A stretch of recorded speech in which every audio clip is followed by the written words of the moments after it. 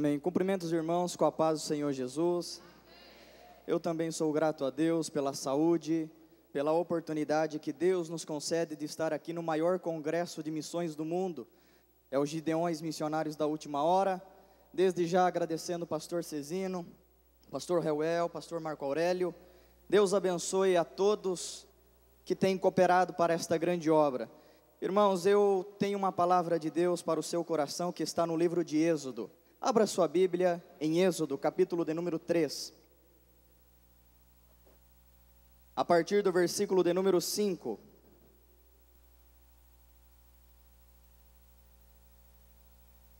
Eu venho do estado de São Paulo, da cidade de Jaguariúna, e é com a autorização da minha igreja, do meu pastor, que nós estamos aqui nesta manhã. Êxodo, capítulo de número 3, a partir do versículo de número 7. Disse ainda o Senhor: certamente vi a aflição do meu povo que está no Egito, e ouvi o seu clamor por causa dos seus exatores. Conheço-lhe o sofrimento, por isso desci, a fim de livrá-lo da mão dos egípcios, e para fazê-lo subir daquela terra, a uma terra boa e ampla, terra que mana leite e mel, o lugar do cananeu, do eteu, do amorreu, do ferezeu, do eveu e do jebuseu, pois o clamor dos filhos de Israel chegou até mim, e também vejo a opressão com que os egípcios o estão oprimindo. Vem agora, eu te enviarei a Faraó, para que tires o meu povo, os filhos de Israel, do Egito. Aleluia. Irmãos, de muitos motivos que nós temos para estar aqui nesta manhã missionária, um simples motivo é simplesmente pelo fato de que nós entramos aqui neste santuário. A Bíblia diz em Gênesis capítulo 28, versículo 17: ó quão temível ou terrível é este lugar, e este lugar não é outro senão a casa de Deus, o santuário da morada do Altíssimo. Se tem uma razão a qual eu deixei o meu estado, a minha cidade, a nossa igreja, para estar aqui nesse maior congresso do mundo, é simplesmente porque nós viemos para glorificar e exaltar aquele que é digno da nossa adoração. Em Mateus capítulo de número 4, durante a atroz tentação de Jesus, no versículo de número 10, e quando Jesus é levado ao pináculo do templo, e mostra-lhe os bens, a riqueza, o reino, e diz: mestre, tudo isto eu te darei, como se algo fosse dele, e nada é dele. Mas ele diz: tudo isto eu te darei, se o quê? Se prostrado me adorar. Jesus, que era conhecedor das Escrituras, citando Deuteronômio capítulo 6, Deuteronômio capítulo 8, vai dizer: afasta-te de mim, Satanás, está escrito: ao Senhor teu Deus adorarás, e só a Ele servirás. Quando nós lemos um dos livros históricos da Bíblia, o primeiro livro de Samuel, nós encontramos uma mulher que constantemente, diariamente se achegava diante da presença de Deus, e era para quê? Para adorar e servir a Deus. Nunca desistiu do seu projeto, daquilo que ardia o seu coração. Ela se prostrava diante de Deus, rogava a Deus, e parecia que Deus não ouvia a sua oração. Ela se levantava, virava as costas ao templo e voltava para sua casa, e isto era diariamente. O interessante é que não se ouvia a voz desta mulher.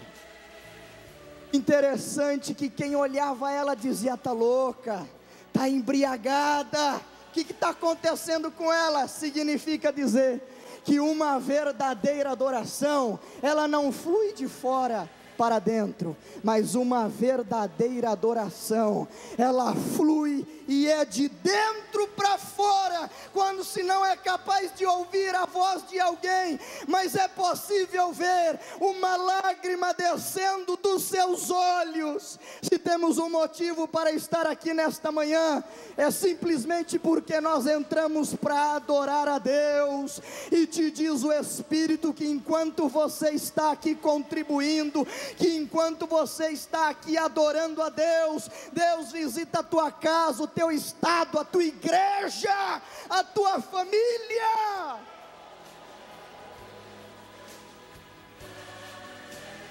Existem algumas razões a qual Deus manifestou a sua glória a Moisés. Apacentava Moisés as ovelhas de seu sogro Jetro, levando as ovelhas para o lado ocidental do deserto, ou seja, atrás do deserto, chegou ao monte Horebe, monte de Deus, e neste monte Deus revelou a sua glória a ele. Quais foram os motivos? Primeiro, poderia dizer que foi simplesmente pela graça, pela misericórdia de Deus. Lamentações capítulo 3, versículo de número 22 nos diz que a misericórdia do Senhor é a razão ou a causa de não sermos consumidos. Deuteronômio capítulo 5, versículo de número 10 nos diz: mas faço misericórdia até 1000 gerações para com todos aqueles que lhe amam e guardam os seus mandamentos. Que é uma razão a qual Deus manifestou o seu poder, a sua glória a Moisés, simplesmente pela misericórdia de Deus. O salmista, reconhecendo esta misericórdia, esta bondade de Deus, vai dizer no Salmo de número 116, verso de número 12, e este, reconhecendo esta bondade de Deus, vai dizer: o que darei eu ao Senhor pelos benefícios que me tem feito? O que é que eu posso oferecer a Deus por tantas coisas que Ele tem feito pela minha vida? O que é que eu posso oferecer a Deus por tantas coisas que Ele tem feito em prol da minha casa, da minha família? Se existe uma coisa a qual podemos ser gratos a Deus, simplesmente por existir, é simplesmente louvar e engrandecer a Ele em sua presença. Mas existem também outros grandes atributos de Deus, que é revelado somente em um só versículo, versículo de número 7. Deus disse assim a Moisés: Moisés, eu vi a aflição do meu povo. Ou seja, os olhos de Deus estavam sobre o povo. Os olhos do Senhor estavam muito atentos, abertos, estava vendo o que o povo estava enfrentando. A Bíblia nos diz, em Hebreus capítulo de número 4, versículo de número 13, que todas as coisas estão nuas e patentes diante dos olhos de Deus, e diante dos olhos de Deus não há criatura que possa se esconder. Eu quero te dizer, na autoridade de Deus, que Deus tem olhado sim para a tua aflição. Deus tem olhado sim para a tua luta e para a tua dificuldade. Por quê? Os olhos deles não estão fechados para que não possam ver aquilo que você está enfrentando, irmão. No último capítulo de Eclesiastes, o capítulo de número 12, no último versículo, versículo de número 14, nos diz: porque Deus há de trazer a juízo todas as coisas, até as encobertas, quer sejam boas ou quer sejam más. Existe uma vantagem diante dos olhos de Deus. Qual é a vantagem? Que se estamos andando conforme a sua vontade, Deus nos está vendo para garantir a vitória. E a desvantagem é que Deus vai colocar todas as coisas diante do seu altar. Quer um significado para a tua vitória esta manhã? Os olhos de Deus estão sobre a tua vida. Qual é o outro grande atributo de Deus? Moisés, eu não somente tenho visto, mas também tenho ouvido o seu clamor. Irmãos, ou nós cremos naquilo que nós estamos pedindo a Deus, ou desconsideramos. Jeremias capítulo 33, versículo de número 3, que nos diz: clama a mim, porque clamando responder-te-ei, anunciar-te-ei coisas grandes e ocultas, a qual tu não sabes. Ou nós cremos que Deus tem ouvido a nossa oração, ou desconsideramos 2 Crônicas capítulo 7, versículo de número 14, porque lá está escrito: se o meu povo, irmão, não é o povo lá fora, é se o meu povo, que se chama pelo meu nome, se humilhar, orar, se converter dos seus maus caminhos, o que acontece? E então eu ouvireis dos céus e sarareis a sua terra. Aleluia. Irmãos, existem muitas coisas que nós conseguimos pelo nosso status, isso é verdade. Existem muitas coisas que nós conquistamos e é pela nossa posição, pastor João Carlos, isto é verdade. Existem algumas coisas que nós conquistamos pelo nosso dinheiro, isto é verdade. Existem muitas coisas que nós conquistamos por aquilo que somos ou por filho de quem nós somos, é verdade. Mas existem muitas coisas, principalmente as espirituais, que status não consegue, que vínculo de amizade não consegue, que círculo de amizade não consegue. Existem algumas coisas que nós conquistamos quando nós nos prostramos diante da presença de Deus.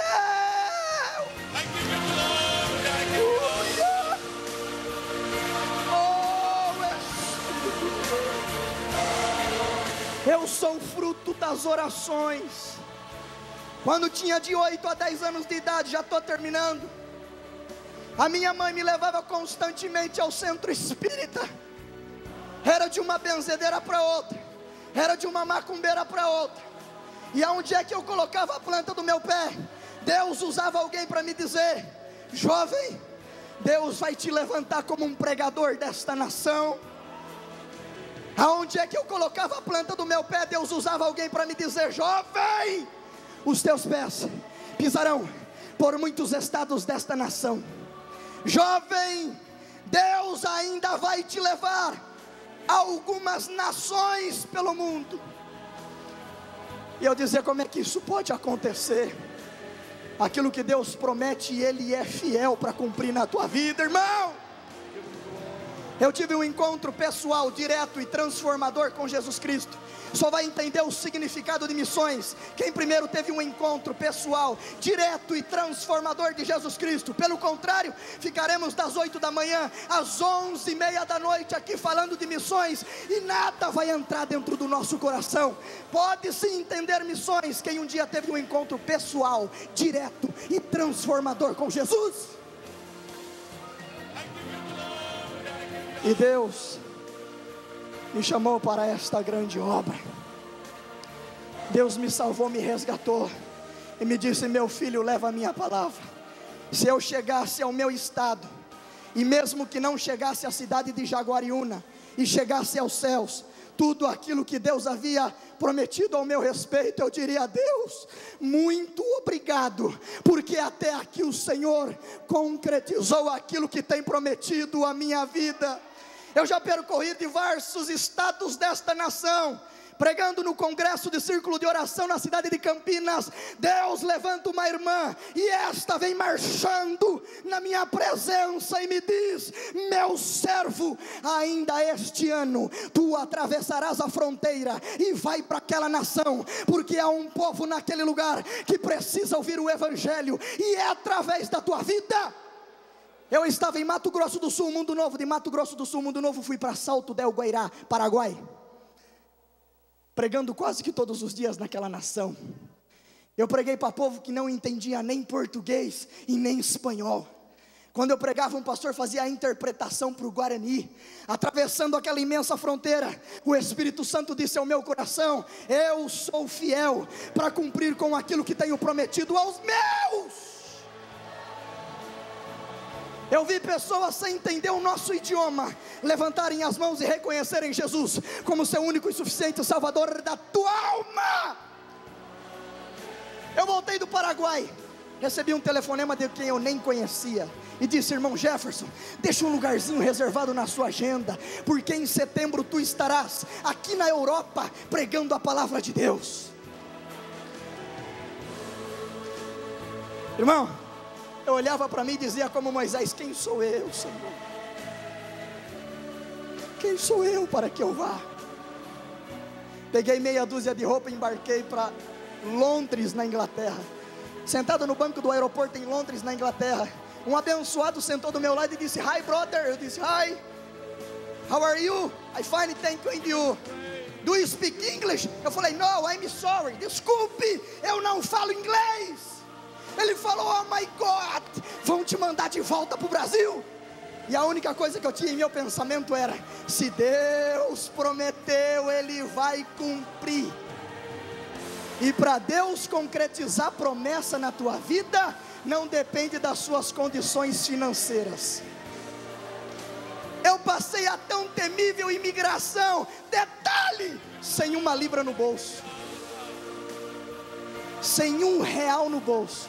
Mas quando coloquei os meus 2 pés naquela nação, pessoas que eu não conhecia chegavam diante de mim e diziam: missionário, você já tomou café? Ei, missionário, você já almoçou? Missionário, do que você precisa, missionário? E Deus foi me sustentando naquele lugar, quase 40 dias, pregando a palavra de Deus. E Deus dizendo: eu sou fiel, eu sou fiel, eu sou fiel, eu sou fiel para concretizar a promessa na tua vida.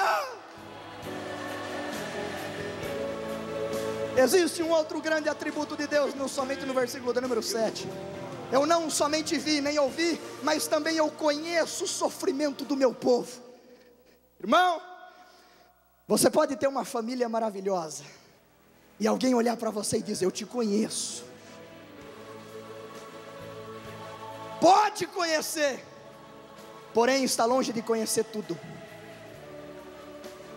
A qual você é uma pessoa a qual você tem intimidade, talvez até durma, divida os gastos com você e diz: eu te conheço. Pode conhecer, porém está longe de conhecer tudo. E eu quero te dizer que Deus te conhece e é por dentro. Eu quero te dizer que Deus conhece e é por fora. O salmista, reconhecendo esta grandeza de Deus, escreve no Salmo de número 139, a partir do verso do número 1, dizendo: Senhor, Tu verdadeiramente me sondas e me conhece o meu assentar, conhece o meu levantar, esquadrinha a minha mente, o mais profundo do meu coração.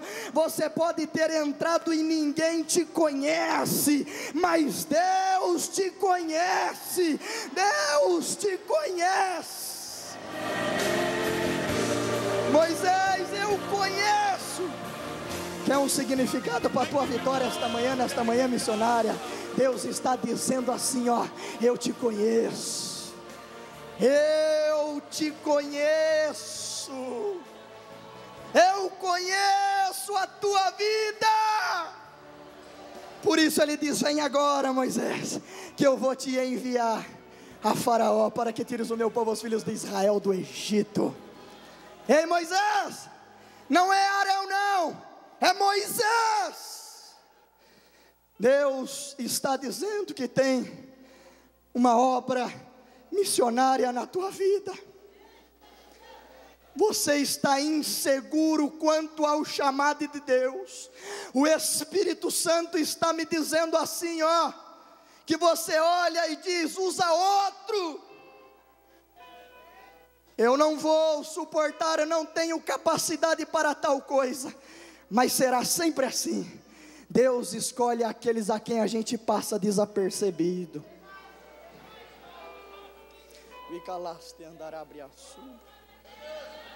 Deus escolhe aqueles a qual a gente passa desapercebido. E Deus te escolheu para esta obra. O Espírito Santo está dizendo a algum missionário aqui, que Deus te enviou naquele campo e está dizendo assim: o nosso Deus, segundo as suas riquezas, suprirá todas as vossas necessidades em glória. Continua fazendo, continua fazendo, continua fazendo. Fique de pé e vamos orar. Oh, Espírito Santo de Deus, levante as suas mãos aos céus. O Espírito Santo quer te encorajar para esta obra. Você não é pequeno, pode ser diante dos homens, mas diante dos olhos de Deus, você é grande, e há um potencial de Deus na tua vida, que precisa ser maximizado por Ele. Fecha seus olhos, nós vamos orar pela sua vida. Muitos pregadores jovens me ouvem nesta manhã, estão desejosos que Deus envie para este campo, para esta obra missionária. E você está dizendo: será que sou eu? Será que é eu mesmo? E o Espírito Santo está dizendo: é você mesmo. Eu quero orar pela sua vida. Você que tem de 15 a 30 anos de idade, tem um desejo ardente de levar esta palavra pelo mundo, Brasil afora. Pode se achegar aqui na frente, nós vamos orar pela sua vida. Porque eu sei da obra de Deus, a obra missionária que Deus tem para fazer na tua vida. E nós vamos orar pela sua vida. Pode vir, missionário. Pode vir, missionário. Vem, missionária. Nós vamos orar pela sua vida. Deus vai te levantar como um pregador desta nação. Deus tem visto, ouvido e conhece o profundo do teu coração. Congresso de missões é congresso de conscientização missionária. E o Espírito Santo está dizendo assim, ó. Primeira carta de Paulo aos Coríntios, capítulo de número 9, versículo de número 16 e o versículo de número 17. Paulo diz assim: contudo, quando eu anuncio o Evangelho, eu não tenho de que me gloriar, porque me é imposta essa obrigação.